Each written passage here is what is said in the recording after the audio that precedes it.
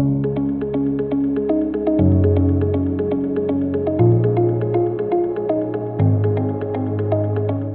to the Marketing Growth Podcast. I'm your host, Shane Barker. On this episode, Panos Siozos, LearnWorlds CEO, is back with us for an in-depth look on how to create a successful online course. We touched on some basics in the last segment. Let's take a deeper dive now. So, what do you think some of the biggest challenges are for those that are looking to create an online course? What are some of the things that they deal with? Well, for the newbies, for the first-time creators, usually the content creation is the most difficult thing because they need to start. Even if somebody is an expert and knows a topic by heart, it's not always easy to become a teacher. So you've done this, you know what it takes and how you can break things down and make this practical. So this is where we try to help people by giving them advice and giving them templates for online courses, and we do some great customer education ourselves by publishing lots of papers and ebooks, and try to convince people to just keep it simple. Sometimes people come to us and say, okay, I have an idea. I'm an expert in one subject. I have a 1-hour presentation. Should I record that in a video? And we say, hell no, don't do that. That's terrible. It would be super difficult for you to produce 60 minutes of video. You will never be able to produce that or edit that. You will not be able to update it ever. So just break it into 6 chunks of 10-minute video, and then you can update it. You can put something new amongst the 2 videos. So we try to give some easy solutions to people to make them understand that it doesn't have to be so complex. And usually the second thing that goes along with that when it comes to the content creation is being perfectionist. And fortunately, this is something that 2020 has solved for us. Now everybody goes on Zoom, in their pajamas, cats, kids, whatever. So now we understand that sometimes it's good enough. So it doesn't have to be we've seen some people who have spent tens of thousands of dollars in like cameras, multiple cameras, green screens and whatever. It's nice. It's great. Obviously, if you can do that, or if you're an expert, or if you have the capacity, it's great to produce a Hollywood grade online course, but it's not necessary. People can make money by having some great content, teaching skills, giving the actual knowledge that people need to get out of that without having, a Hollywood studio to produce your video. So these are the 2 major things that newbie course creators face. And when it comes to those that have already taught, the usual problem for them is handling the complexity, and this is also what we try to solve with LearnWorlds, handling the technical complexity. Because they realize that we have to set up a website, and they need to have some kind of e-commerce or checkout, and they need to set up their memberships, and they need to get payments, and they need to get enrollments and coupons. And at some point, this becomes overwhelming, and they understand, especially if they try to do to use some plugins and stuff like that. And at some point, it becomes unmanageable. And this is what we're here to bring. So we bring an all-in-one platform. Effectively, sometimes we call it, we are a Shopify for online courses. So an easy technical solution where you can be up and running in a couple of hours. So we've had people who came into the platform and started selling the very next day. So that's what we try to do, take away all the complexity so that if you know something, then it's just you, your content, and your students, and hopefully the money that you will make out of the platform. Yeah, I think that the biggest hurdle, I would have to agree, is just to launch. I mean, people, used to be perfectionists, and I got to do this, I got to change this, I got to do this. And most of the time, as you touched on, you don't need to have a $5,000 camera. You don't need to have this. You don't need to have a full lighting setup. You just need to get something out there, right? I mean, because people will approve, will either like your content or not like your content. And the delivery is one thing, and, and the settings and all that. But really, if you're producing great content, then, good things should happen. And I think that's the problem, is that people get hung up on, or used to get hung up on those types of things. It's like, hey, I tell you, I use this example in past podcasts. It's like my blog. Like when I start off my blog, like I still show it to my students at UCLA and say, hey, take a look at this blog. And they're like, that's terrible. And I go, exactly. But I started.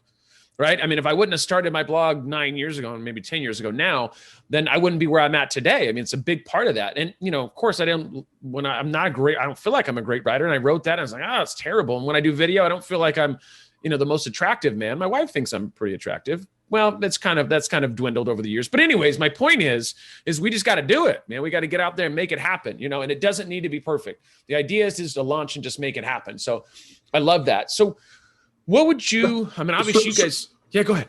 Sorry to interrupt. That's also our motto. We did a challenge here to help some people go through the funnel. Our motto now is just launch it. So it's. I hope we won't get into any copyright issues, but sometimes it's good enough. So we try to give people the framework to just put it out there. The first version is terrible. It's supposed to be terrible. You're supposed to look back into that after 6 months and hate it, because that means that after 6 months you've learned things. You can do better stuff. So just launch it, and also. We try to help people to tell people to just pre-launch their course. Don't spend 6 months to create, a 30-hour video course. Just create the first couple of hours, put it out there, do a mini launch, a pre-launch, give it for free, or just get $1 for your price. Even if you want to eventually sell it for, $500, just get it out there in front of actual users that would give you honest feedback. Not your mother or your wife who love you and will tell you some great stuff. Put it out there in front of actual customers who might come back with like very honest and brutal feedback. That's the best thing that you can do today to get it in front of people. So just launch it. Agreed. I like that. Yeah. Don't give it to yes people. Don't give it to your mom. She's going to say it's great. Don't give it to your wife. Unless she's brutally honest. My wife's Italian, so she just will tell me outright, like, I don't like that. I'm like, okay, there we go. So that's all and I'm Irish. So it's a good relationship 98% of the time. By the way, if you're listening to this, baby, I love you. Okay. And then, so I want to talk about the online course thing, because obviously you guys have seen probably thousands of courses. What differentiates a good course from a great course? Well, I guess a great course, it's well-structured, and it's interactive. So, and this is also what part of the thing that we're trying to do. You mentioned before community and how it's important to create a community around your online course. We've seen that the best courses are those that manage to create a community, which works like a flywheel and brings in more people and brings in lots of user-generated content and comments. And then sometimes teachers don't even have to answer their students' questions, because you have another student coming in and showing off what they know and supporting and helping. And this is also where we try to help with our own platform by helping creators make the best versions of their online courses, the best possible versions. So, and one example is video, where, there's lots of video out there. You can find probably everything on YouTube, and you can just record something on your phone camera or do a screencast or something like that. But usually everybody ends up with linear, sometimes even boring video. We're all guilty of that in some way or another. So this is where we are adding our own expertise. And for example, in our platform, we've added an interactive video editor where you can just get your plain, boring, linear video and convert it into an interactive experience. So the student watches something, then a question pops up, and then they have to answer in order for the video to continue or even branch, get them further down or further back to where they made a mistake or something. So the student at that point is no longer a passive viewer just watching Netflix or something.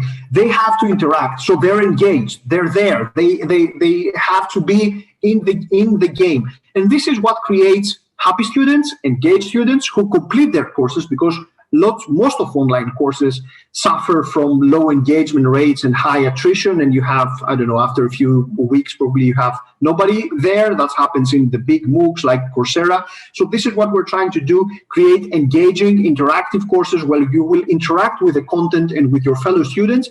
You will be happy at the end of the course. And what you will do, you will buy another course from the same source. This is the kind of experience that we're trying to help our creators achieve. On that note, Panos, please allow me to take a minute to have a word with our listeners. If you need a customized digital marketing strategy that can skyrocket your growth, my team and I can help you with it. We offer services such as online PR, content marketing, influencer marketing, and so much more. You can visit our website, shanebarker.com, for more information. Now back to the conversation with Panos. So here's the thing. So you talked about making an engagement content or make it engaging content, what would you, I mean, how can marketers use LearnWorlds to create great courses? I mean, you talk about engagement, makes total sense to me. What are some other factors?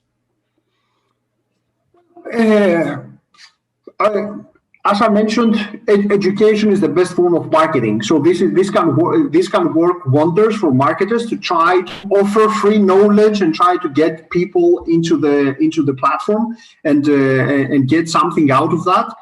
So having an easy funnel and making the sign-up process very easy for people to go in, that's also a big part of the business, and that's one way that we use the platform. And we always say that the best way to create your funnel is to start with a free course and a great landing page where it will be super easy for people to just go in, sign up, and sample what you have to offer. And this is the first way to getting them to stay. So that's one of the best things to do. And great design makes also a ton of difference. So having great landing pages, people more and more pay lots of attention to the design and the branding. Once you have a landing page, you only have one chance to make a great first impression. So the landing page should be fast and great and bold and beautiful and have some great design, it can be very, very expensive to get. You have to work with designers, or you need to have an expert to spend time with your templates and stuff like that. So this is also one of the places where try to make it super easy for people to launch beautiful websites, beautiful e-learning websites, not generic websites, with just a few clicks. And also mobile friendly. That's also increasingly a big part we saw, especially during COVID, as we were sitting at our houses, not having enough computers for everyone in the house. Lots of times we were just playing with a tablet or an iPad or a mobile device. So we see increasingly more than 50% of traffic for the majority of our websites now coming from mobile devices. So launching a beautiful, mobile-friendly website, easy to get the conversions. It's a big part of any e-commerce endeavor, but also especially when it comes to online courses. I mean, I have to agree with you. I think the mobile side of things, it's, with AMP and mobile and SEO and all that kind of stuff, I think that's a huge play. And a lot of people that haven't been thinking about, especially with the core updates that Google is going to be making here in the next few months. I think it's important. You got to think about mobile, especially if somebody wants to have a good experience when it comes to e-learning. And if it's not a good experience, they're not going to want to learn in that environment, right? I mean, it's a kind of a no-brainer. And this is too much for people to learn. If you're a creator, if you are a teacher, you don't have the time to learn about all this stuff. You don't have the time to learn about SEO and mobile friendliness and responsive and having great landing pages and design and new design paradigms and stuff like that. You need something that works, it's easy, it's beautiful, so that you can focus on what you know, your knowledge, your courses, and how to sell more of them. So this is what we're trying to do, to be the right partners with the right platform to help people to just deal with what they know best. I love that. So really what you guys are saying is pretty much like, listen, we're going to take care of all the headache. You just come and be a creator. You create the content. We're going to take care of the e-commerce side of things. I love the fact that you said it was like a Shopify for e-learning, because that makes total sense. It's like, let us take on all the 98% of the stuff that you don't want to learn, that you shouldn't have to deal with, landing pages, anything, the stuff that, because now you're turning it into a marketer and you're going to turn into a conversion expert. And you're going to turn to you got to drive traffic and you got to do this.